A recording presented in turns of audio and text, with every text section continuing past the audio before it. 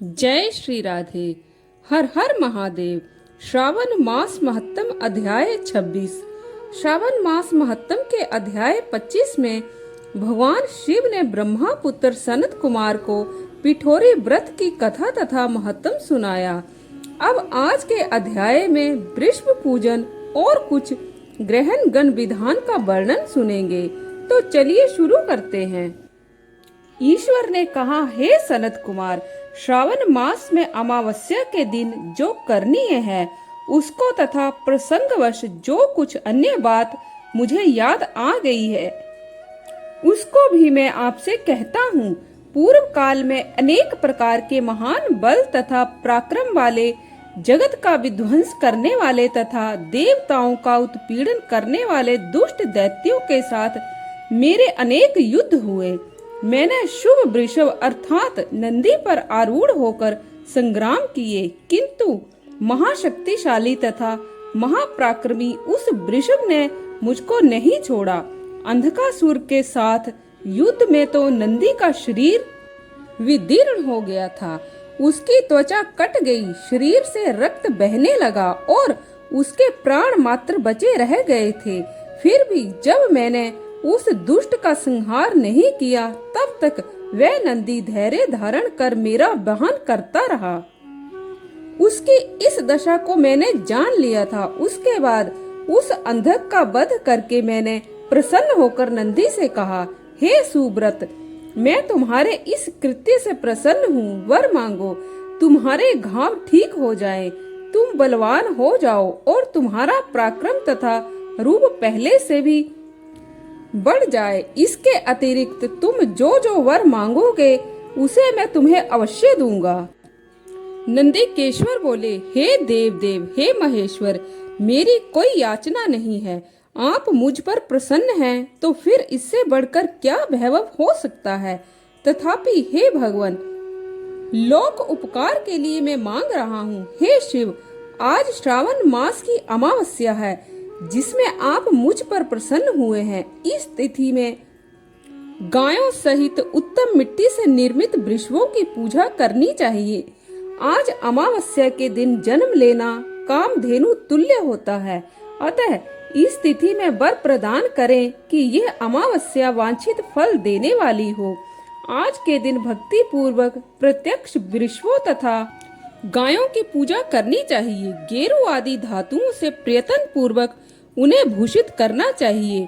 उनके सींगों पर सोना, चांदी तथा पत्र मढ़े और रेशम के बड़े बड़े गुच्छों को भी सींगों पर बांधे। अनेक प्रकार के वर्णों से चित्रित सुंदर वस्त्र से उनकी पीठ को ढक दे और गले में मनोहर शब्द करने वाला घंटा बांध दे। सूर्य उदय से लगभग 4 घड़ी बीतने पर गायों को ग्राम से बाहर ले जाकर पुनः साय वेला में ग्राम में प्रवेश कराएं। आहार के रूप में सरसों, तिल की खली आदि अनेक प्रकार का अन्न इस दिन अर्पित करें। जो इस दिन ऐसा करता है उसका गोधन सदा बढ़ता रहता है। जिस घर में गाय ना हो वह शमशान के समान होता है। पंचामृत तथा पंचगव्य दूध के बिना नहीं बनते हैं। गोबर से लेप किए बिना घर पवित्र नहीं होता। हे सुरोत्तम, जहाँ गोमूत्र से छिड़काव नहीं होता वहाँ चींटी आदि जंतुओं का उपद्रव विद्यमान रहता है। हे महादेव, दूध के बिना भोजन का रस ही क्या है। हे प्रभु, यदि आप मेरे ऊपर प्रसन्न हैं तो इन वरों को तथा अन्य वरों को भी मुझे प्रदान कीजिए। हे सनत कुमार, तब नंदी का यह वचन सुनकर मैं बहुत खुश हुआ। मैंने कहा, हे वृष श्रेष्ठ, तुमने जो मांगा है सब हो जाए। हे नंदिन, इस दिन का जो अन्य नाम है उसे भी सुनो।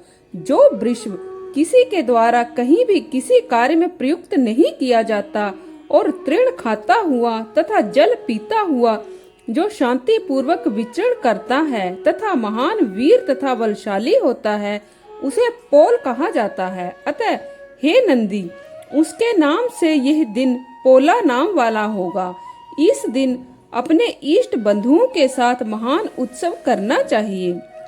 हे वत्स, मैंने उस दिन के ये श्रेष्ठ वर प्रदान किए थे, अतः लोगों के द्वारा इस श्रेष्ठ दिन को पोला नाम वाला कहा गया है। इस दिन सभी कामनाओं को पूर्ण करने वाला वृषभों का महान उत्सव करना चाहिए। इसके साथ ही अब मैं इस तिथि में किए जाने वाले कुश ग्रहण का वर्णन करूंगा। श्रावण मास की अमावस्या के दिन पवित्र होकर कुशों को उखाड़ लाएं। वे कुश सदा ताजे होते हैं, उन्हें बार बार प्रयोग में लाना चाहिए। कुश, काश, भव, दूर्बा, खस, कुंदक, गेहूं, चावल, मुंज और घास, ये 10 दर्भ होते हैं। ब्रह्मा जी के साथ उत्पन्न होने वाले तथा ब्रह्मा जी की इच्छा से प्रकट होने वाले हे दर्भ, मेरे सभी पापों का नाश कीजिए और कल्याण कारक होइए। इस मंत्र का उच्चारण करने के साथ ईशान दिशा में मुख करके हूं फट मंत्र के द्वारा एक ही बार में कुश को उखाड़ ले, जिनके अग्रभाग टूटे हुए ना हो तथा शुष्क ना हो। वे हरित वर्ण के कुश श्राद्ध कर्म के योग्य कहे गए हैं और जड़ रहित कुश देव कार्यों तथा जप आदि में प्रयोग के योग्य होते हैं। 7 पत्तों वाले कुश देव कार्य तथा पितृ कार्य के लिए श्रेष्ठ होते हैं। मूल रहित तथा गर्भयुक्त अग्रभाग वाले तथा 10 अंगुल प्रमाण वाले 2 दर्भ पवित्रक के लिए उपयुक्त होते हैं। ब्राह्मण के लिए 4 कुश पत्रों का पवित्रक बताया गया है और अन्य वर्णों के लिए क्रमशः 3, 2 और 1 दर्भ का पवित्रक कहा गया है, अथवा सभी वर्णों के लिए 2 दर्भों का ग्रंथि युक्त पवित्रक होता है। यह पवित्रक धारण करने के लिए होता है। इसे मैंने आपको बता दिया। उत्पवन हेतु सभी के लिए 2 दर्भ उपयुक्त होते हैं। 50 दर्भों से ब्रह्मा और 25 दर्भों से विष्टर बनाना चाहिए। आचमन के समय हाथ से पवित्रक को नहीं निकालना चाहिए। विकिर के लिए पिंड देने तथा अग्नोकरण करने के साथ और पाद्य देने के पश्चात पवित्रक का त्याग कर देना चाहिए। धर्म के समान पुण्यप्रद, पवित्र और पाप नाशक कुछ भी नहीं है। देव कर्म तथा पितृ कर्म ये सब दर्भ के अधीन है। इस प्रकार के दर्भों को श्रावण मास की अमावस्या के दिन उखाड़ना चाहिए। इससे इनकी पवित्रता बनी रहती है। श्रावण मास की अमावस्या का वर्णन क्या किया जाए?